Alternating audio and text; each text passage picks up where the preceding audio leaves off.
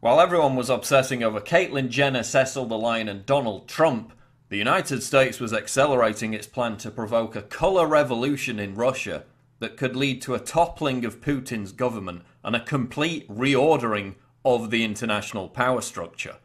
As I first highlighted last month, Russian Parliament member Yevgeny Fedorov went public to reveal a plot on behalf of the US State Department to contrive a staged Kiev-style revolution that would force Putin to step down and lead to the collapse of the Russian Federation within 2 years.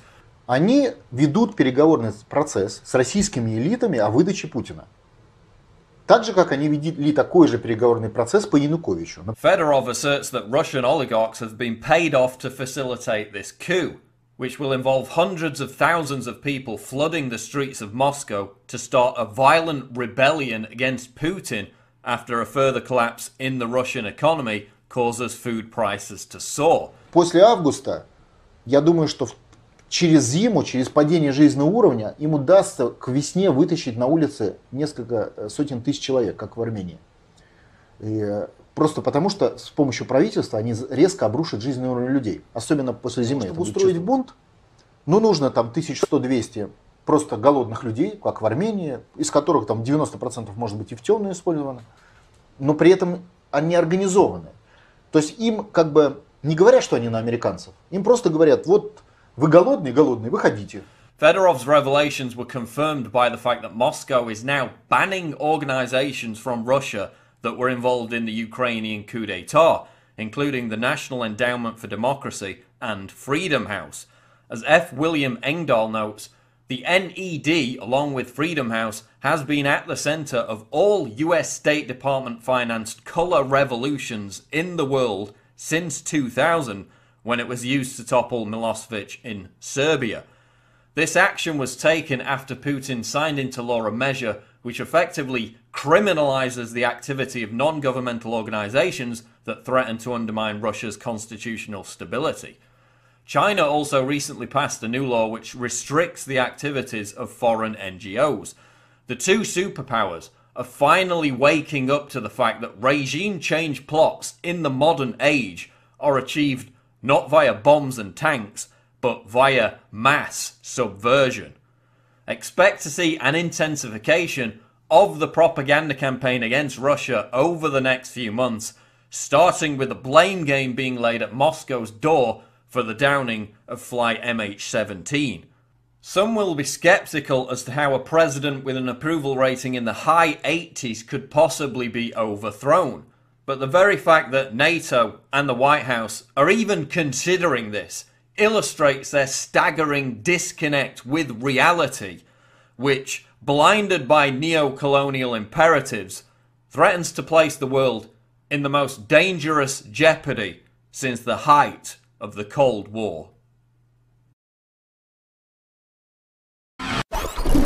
What he meant by calling it revisionist Russia? Revisionist Russia? Yeah, what does that mean? Well, the secretary? Yeah, Secretary Hagel. I think what he's referring to there is that that there appears to be in their intentions and their motives a calling back to the glory days of the Soviet Union.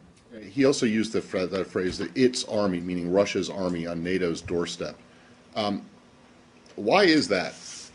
Is it not logical to look at this and say the reason that the Russian army is on NATO, the Russian army is at NATO's doorstep, is because NATO has expanded rather than the Russians expanding? That, in other words, NATO has moved closer to Russia rather than Russia moving closer to NATO? Is that not an accurate way to look at this? I think that's the way President Putin probably looks at it. It's certainly not the way that we look at it.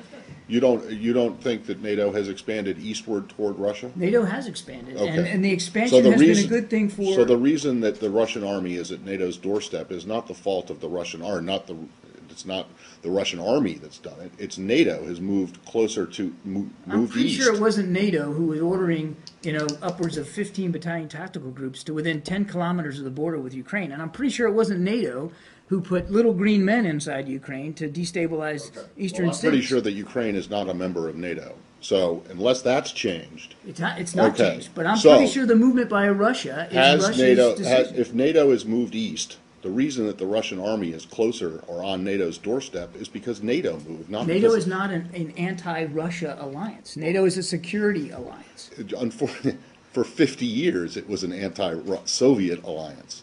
So Where's do you the not Soviet understand Union it? So do you not understand how, or can you not even see how the Russians would perceive it as a threat? And the fact that it keeps getting closer to their border while their troops, I mean, the places where their troops are, you say their troops are, and may have been in Ukraine and Georgia, are not NATO members. I'm not going to pretend to know what goes in President Putin's mind or Russian military commanders. I mean, I barely got a history degree at the University of South Florida. What I can tell you is that NATO is a defensive alliance. It remains a defensive alliance. Fair enough, but it has moved east, correct? I mean, that's just a It fact. is expanded, absolutely. Right, exactly. But And so there's the no reason reason- for anybody to think the expansion is a hostile or threatening move. And we've been saying that throughout the last 15 years, Matt. It's like you're moving closer to Russia. You're blaming the Russians for being close to NATO. No.